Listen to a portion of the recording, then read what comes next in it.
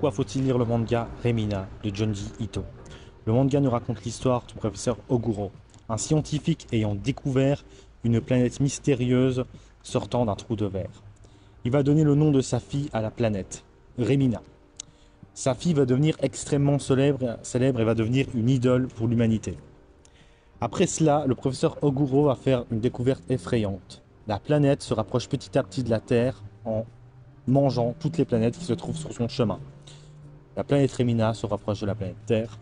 Et lorsque la planète Remina se retrouve face à la planète Terre, l'humanité décide de lyncher le professeur Oguro et Remina en considérant que c'est de leur faute.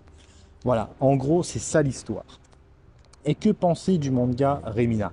Eh ben, c'est un très bon manga d'horreur de Junji Ito, mais plutôt différent de ses autres mangas que j'ai lus, notamment comme Spiral ou Frankenstein ou Fragment d'erreur. Là, c'est quand même pas mal différent. Déjà, il y a un petit côté... là où il y a une grande différence, c'est qu'il y a vraiment un côté futuriste déjà, parce que ça se passe pas à notre époque. Et il y a un petit côté science-fiction avec une menace de l'espace qui arrive, qui est donc la planète Remina. Mais il y a encore ce côté horreur de Junji Ito et qui est vraiment vachement effrayant dans ce manga.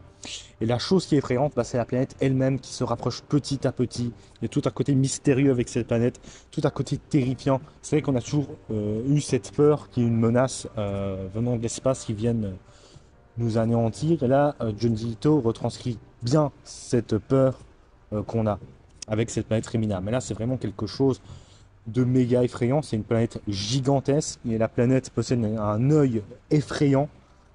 Tout dans cette planète est effrayante. Cette planète a un côté vraiment oppressant sur le manga. La planète surveille les personnages tout au long du manga et ça c'est vraiment terrifiant. Mais il n'y a pas que cette planète qui est terrifiante dans le manga, il y a aussi les humains qui lynchent le personnage de Remina jusqu'à la fin du manga, qui vont essayer de la tuer. Tout ça, elle devra échapper à ses poursuivants. Et donc ça fait donc deux menaces pour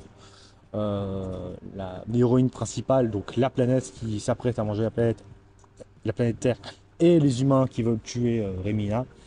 Et tout ça donne un côté très angoissant dans le manga, toute une psychose qu'il y a. Et les dessins sont vraiment magnifiques dans le manga. Tous les dessins où on voit la planète gigantesque qui s'apprête à manger la Terre, qui observe la Terre, c'est magnifique, méga effrayant.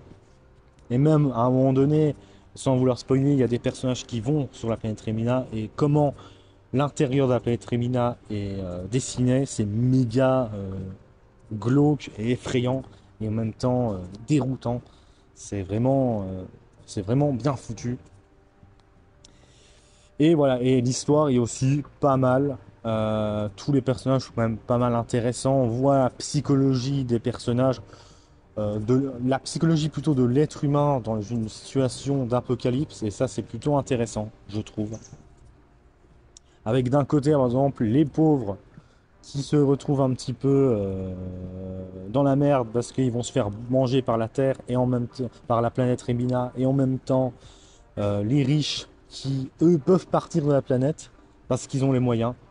Et bah, ça donne un côté très intéressant et quelque chose, je pense, qui se passerait aussi en vrai s'il y aurait une apocalypse. Donc voilà. Donc je vous conseille, moi, en tout cas, le manga Remina parce que c'est un excellent manga d'horreur et de science-fiction. C'est vachement intéressant, c'est vachement effrayant, l'histoire est bien, les dessins sont magnifiques.